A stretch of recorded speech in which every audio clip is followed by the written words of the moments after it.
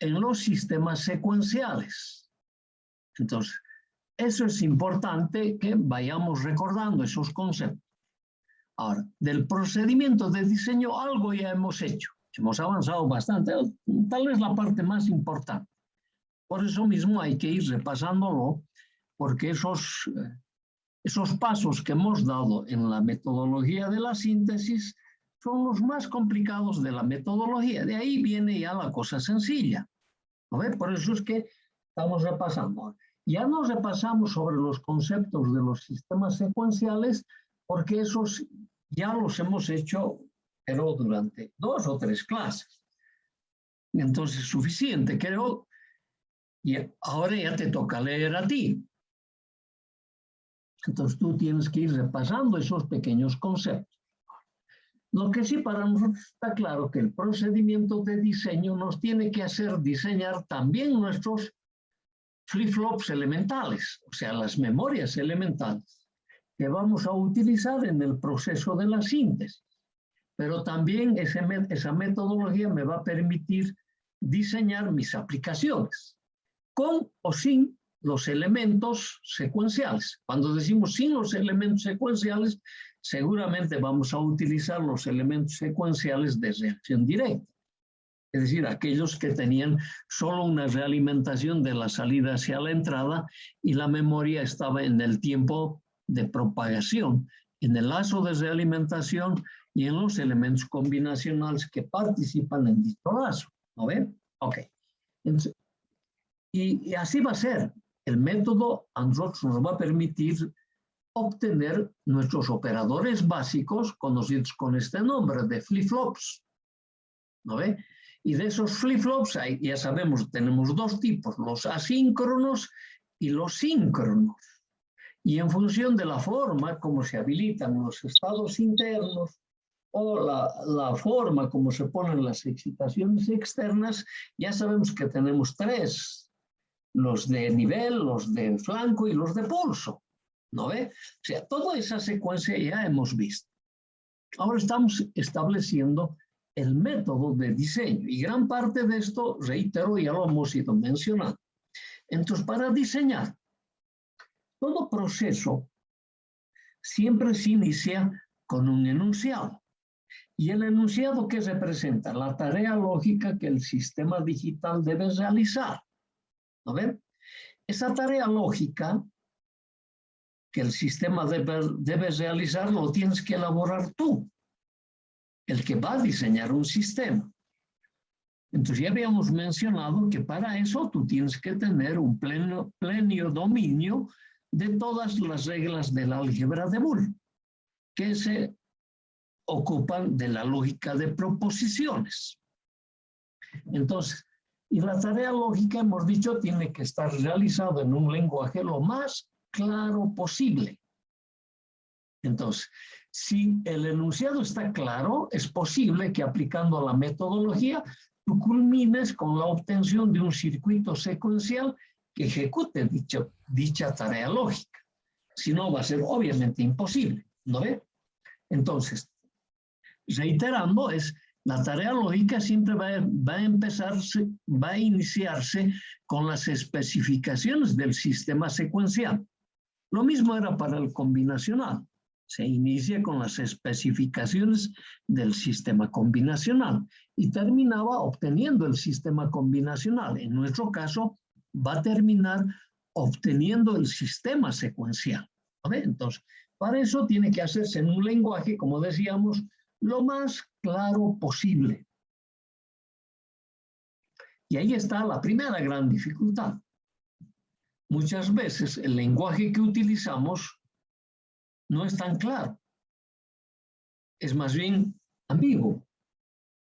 Y cuando eso sucede, debes procurar utilizar varios mecanismos de interpretar hasta que ese enunciado esté clarísimo para que podamos proceder a la síntesis. Entonces, la interpretación lo hacemos de varias maneras. Ahora, no quiere decir que tú tengas que utilizar todas las maneras. Basta con que utilices uno. Si aún así no está claro, utilizarás 2, 3, 4 y así sucesivamente. hasta que el enunciado nos quede claro. ¿No ve? Entonces, y a eso nosotros venimos a llamar interpretaciones de las especificaciones de la tarea lógica que el sistema secuencial va a realizar. Entonces, aquí te empieza a decir que tú debes realizar en lo posible todas las interpretaciones hasta que el enunciado te quede claro. Hay muchas personas que entendemos casi de entrada y otras tendremos que hacer una interpretación, 2 interpretaciones, 3.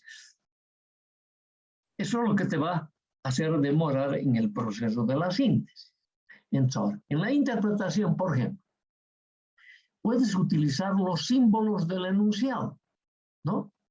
Símbolos del enunciado que me permitan establecer la secuencia o funcionamiento del sistema a ser diseñado. Ok. Entonces, en base a las variables que me da el enunciado, yo voy a hacer una interpretación para que me quede claro. Si aún no está claro, utilizo otro mecanismo. Entonces, en base a esos símbolos, representar a partir de las especificaciones un diagrama secuencial en base a niveles. ¿Y qué es en base a niveles? Nuestro diagrama temporal de todo sistema secuencial, en este caso va a ser de nuestro sistema, de todo sistema combinacional, en nuestro caso va a ser del sistema secuencial, obviamente. Un diagrama temporal. Si aún así no está claro, hago un diagrama funcional, o también conocido con el nombre de flujograma, un diagrama de flujos. Claro, el diagrama de flujo, ¿dónde lo han aprendido? Lo han aprendido en alguna materia de matemáticas, donde se utilizan algunos lenguajes de programación. Son útiles para la programación. En nuestro caso van a ser útiles para entender el enunciado de mi problema. Pero más o menos tienen casi la misma nomenclatura, por no decir la misma, del diagrama de flujo que se utilizan en los sistemas informáticos. Es el mismo. Ahora, muchas veces también el enunciado del problema va a venir en alguna de las formas como nosotros estamos interpretando, ¿no? Por ejemplo, el primer inconveniente que se tuvo para diseñar el elemento de control para el mouse fue complicadísimo. ¿Has visto el mouse? Tú lo puedes mover así en círculos, en líneas rectas, horizontales, verticales, etc. Entonces, su primer enunciado fue gráfico para sintetizar el circuito que controla el mouse. Es complicadísimo. Hoy en día es mucho mejor un programa informático y controlarlo con un microcontrolador que complete ese programa y tienes el mouse hoy en día. Pero el primer mouse fue diseñado de esa manera. Pero la interacción de software es mucho más conveniente. Ok, acá también va a suceder algo parecido, con calmita. Ok. Entonces decimos, aplicando estos procedimientos por medio de los incisos A1, A2 o A3, o que el problema esté especificado de alguna de esas 3 formas analizadas, ya tendré mi enunciado completamente claro. Y este en realidad es mi primer paso. Una vez que el enunciado está claro, está totalmente interpretado, yo sé exactamente la secuencialidad de mi sistema, entonces yo tengo que elaborar la tabla de fases o tabla de estados del sistema secuencial en este caso. Ahora, esta tabla de fases o tabla de estados es muy parecido a una tabla de verdad. Solo que en esta tabla de fases o tabla de estados, la tabla está formada por filas y columnas. En el diagrama de en la tabla de verdad también está formado por filas y columnas. No vamos a decir que no, ¿no ve? Claro. Es pues así, obviamente. Pero esta no es exactamente una tabla de verdad. Se parece, hemos dicho. Porque está formado por filas y columnas. aquí está impuesto. ¿Qué está impuesto? Que en las columnas estén las excitaciones externas y en las filas estén los estados internos. Ajá. Está formado por filas y columnas. En las columnas están las excitaciones externas y en las filas están las excitaciones internas, conocidos con el nombre de estados internos. Así lo hemos ido clasificando en todo lo que hemos ido detallando de las definiciones básicas para un sistema secuencial. Ok. Entonces ya sabemos, filas y columnas. En la intersección de filas y columnas, tengo que tener el estado interno siguiente y la salida del sistema secuencial. Ajá. Entonces, voy a tener columnas, en las columnas las variables externas, en las filas los estados internos, en la intersección de filas y columnas tengo que tener los estados internos actualizados y las salidas. También hemos manifestado que en los textos la intersección lo separan en dos tablas.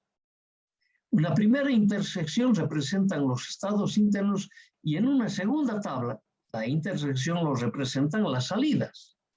Y muchos incluso eso nos dicen, es como que tuviéramos dos métodos de síntesis. Cuando los tengo separados, van a ser, por decir, un autómata de Mille. Cuando los tengo juntos, va a ser un autómata de Moore.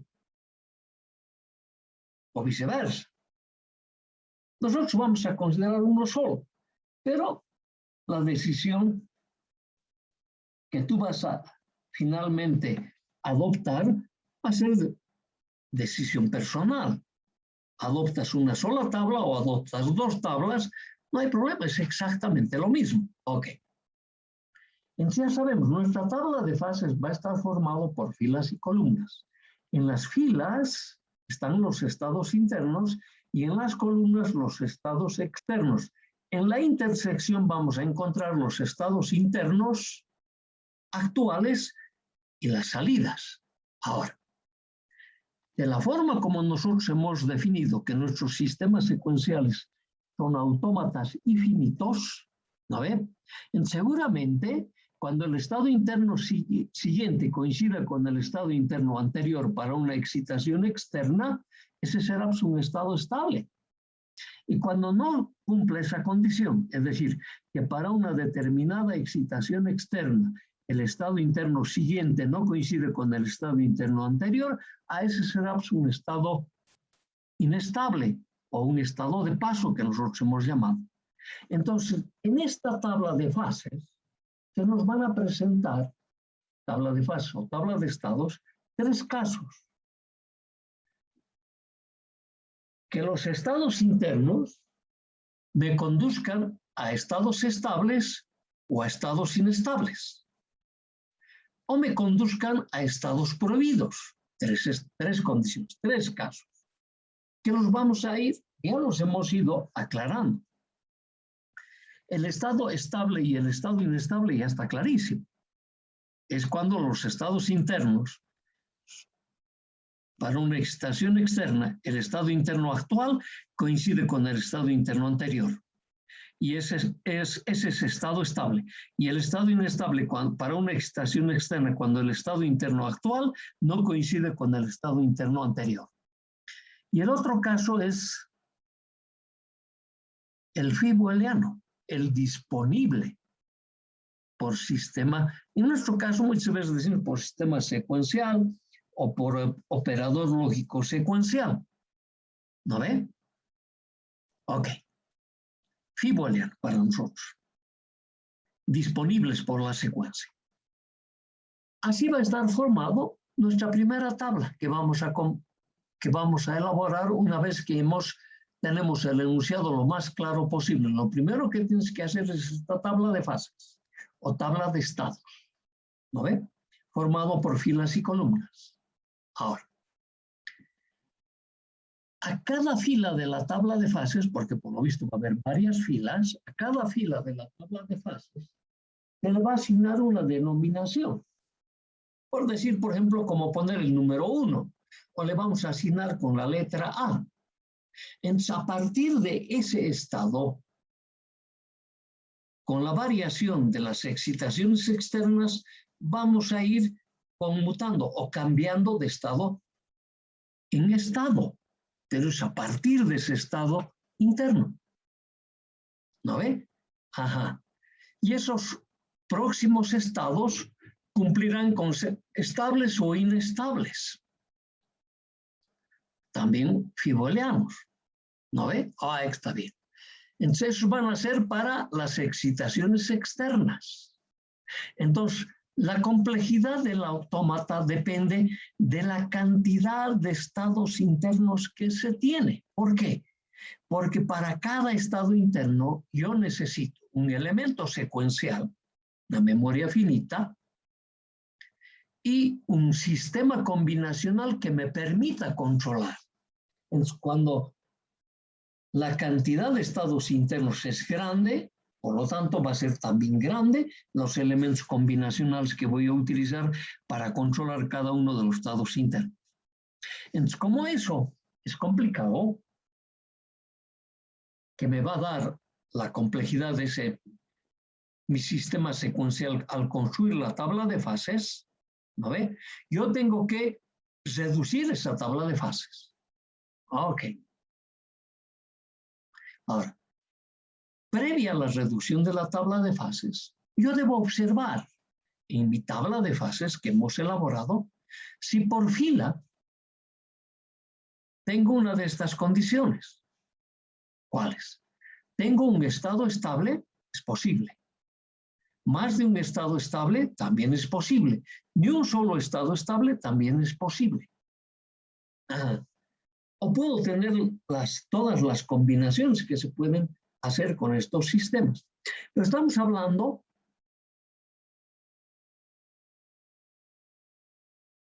por fila. Por fila. No estamos hablando por columna. ¿No ve? Por fila. Un estado estable, más de un estado estable, ni un estado estable. Ok. Ahora, lo que pasa es que, tal como decíamos, la complejidad no depende de la cantidad de estados estables que tenga, sino depende de la cantidad de estados internos. Y eso lo estaba diciendo acá, que la complejidad del autómata está en directa relación con el número de estados internos o filas. A mayor número de estados internos se utiliza más operadores combinacionales y secuenciales. Normalmente la teoría generalizada nos dice, para cada estado interno se requiere un sistema secuencial, es decir, una memoria finita. Para controlar esa memoria finita se necesita un elemento combinacional. Cuando digo un elemento, pueden estar formados de varios elementos combinacionales que permitan controlar este sistema secuencial. Si tengo muchos, entonces seguramente tengo muchos elementos de memoria y muchos elementos combinacionales que le controlan. Complejo el sistema. Entonces, para eso nosotros, ¿qué tenemos que hacer?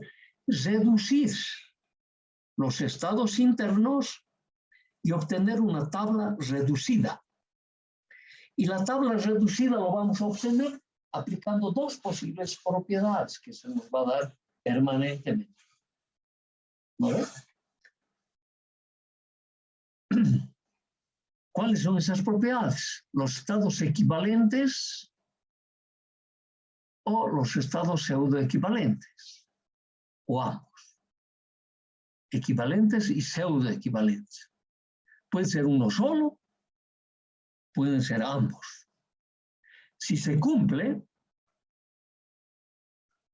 la equivalencia o la pseudoequivalencia, me va a permitir reducir los estados internos. Pero esa equivalencia y esa pseudoequivalencia se tiene que cumplir para cada excitación externa. Entonces me dice, dos estados son equivalentes cuando les corresponde la misma salida y la denominación del mismo estado interno. o estos diferentes, pero la secuencia a partir de estos estados, por cambio del estado de excitación externa, en cualquier sentido, tiene que ser la misma en dicha transición. Entonces, a eso se llama estados equivalentes. ¿Y cuándo son pseudoequivalentes? Cuando para esa transición que mencionamos coincide un estado interno inestable con un estado imposible o fiboliano, o un estado estable con un estado imposible o fiboliano. Y a eso se llama pseudoequivalente, porque el estado imposible lo puedo reemplazar por el estado inestable o por el estado estable. Esa parte sí es relativamente complejo entenderlo, pero bueno, sí es fácil. ¿Por qué es fácil? Porque el fiboliano tú lo podías definir, ¿no ve? ¿Qué me conviene? ¿Que sea 0 o que sea 1 para una mayor o menor reducción de la función lógica que estamos implementando con el auxilio de funciones incompletamente definidas? ¿De acuerdo? ¿Parecido? Ok. Entonces yo tengo que hacer cumplir esas dos propiedades, que sean equivalentes o pseudoequivalentes. Siempre, para la misma excitación externa, dos estados internos y la secuencia a partir de ellos. Ahora, también es posible encontrar que tres estados internos, o sea, al principio eran dos, ahora, tres estados internos puedan ser reducidos en uno solo. Esa se llama propiedad transitiva. La propiedad transitiva lo hemos aprendido en matemáticas. Cuando decimos en matemáticas, cuando tengo tres estados internos, en matemáticas, tres estados, tres variables para que se correlacionen, estas deben correlacionarse de a dos.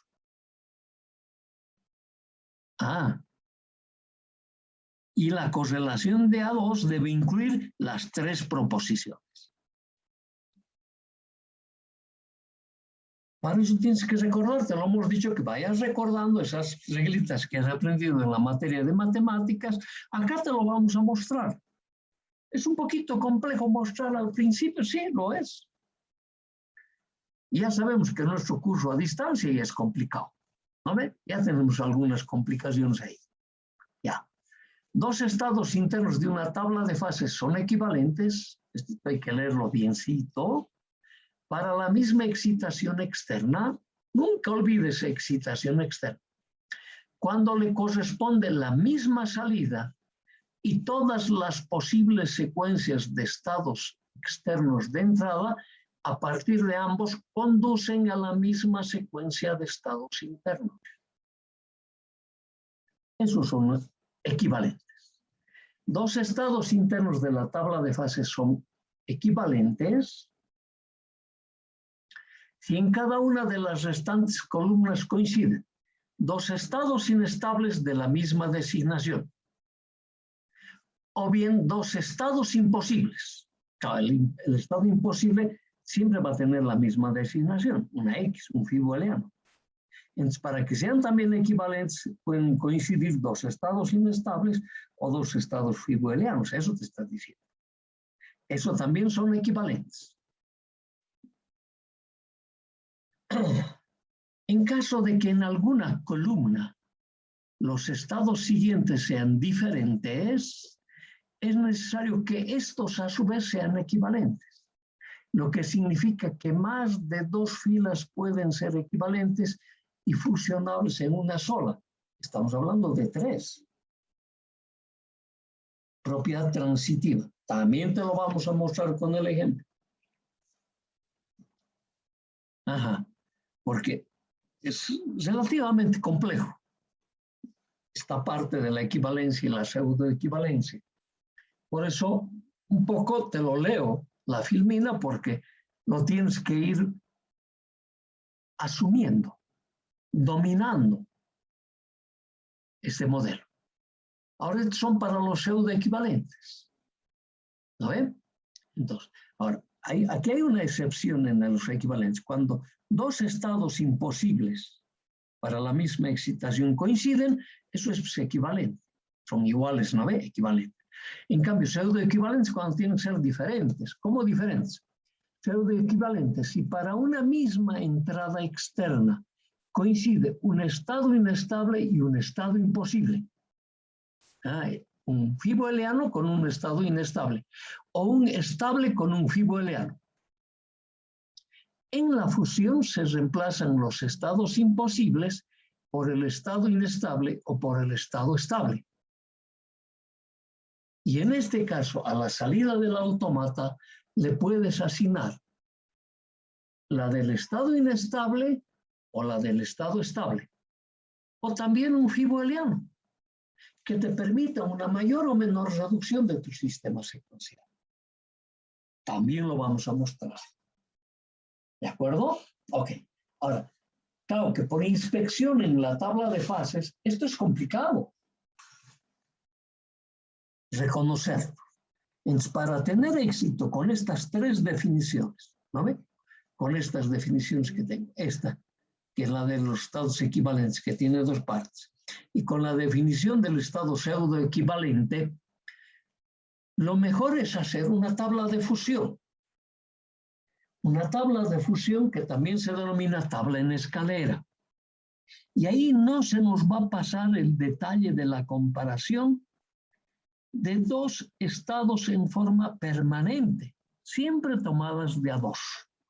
Entre la tabla en escalera está formada en una columna a partir del segundo estado hasta el último, y en una fila a partir del primer estado hasta el penúltimo.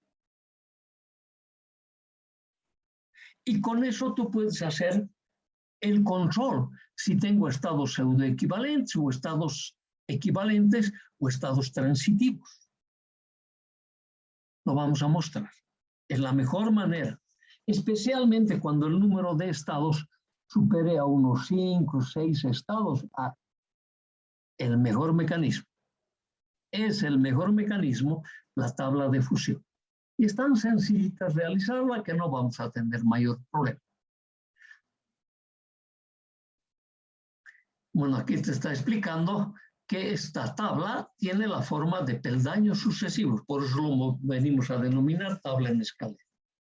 Y en esa tabla en escalera, cuando se cumpla la equivalencia o la pseudoequivalencia entre dos estados internos, yo le voy a anotar con un tilde. Cuando no haya equivalencia, por ejemplo, cuando tengan la misma salida, les voy a aplicar una X. Y cuando la equivalencia o pseudoequivalencia va a ser condicionada, entonces voy a anotar la condición porque de repente es transitivo. Sencillito lo vamos a ejecutar, esta tabla, que inicialmente parece ser complejo. Una vez que nuestra tabla de fusión esté completo con tildes o con X, ¿eso qué significa? Que los condicionantes hemos también eliminado o lo hemos aceptado, ¿no ve? Por lo tanto, va a estar lleno de tildes o lleno de X, tendré mi tabla reducida. Con eso construiré mi tabla de fases reducida. Ok. Haciendo cumplir esos principios de equivalencia y pseudoequivalencia, obviamente. Es importante darme cuenta que los estados con visto bueno son los fusionables, son los que se van a combinar dos estados en uno solo o tres estados en uno solo.